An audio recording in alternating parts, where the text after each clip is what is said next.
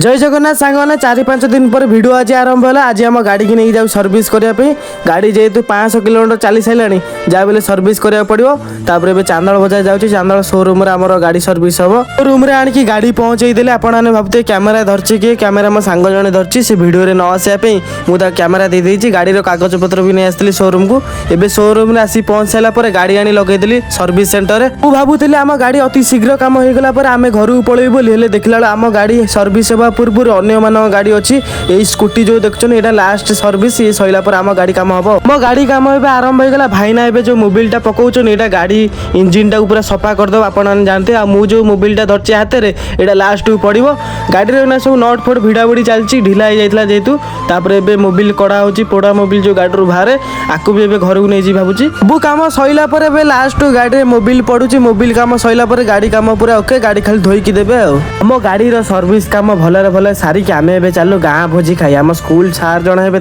poor आज षोल पूजा से आम पलि आसलु भोजी खायापी आ डेकोरेशन तो पूरा बढ़िया होता भोजी स्थान में आसी पहुँची किसी समय बसी पड़लु कहीं आम आगुरी किसी लोक खाऊले ना से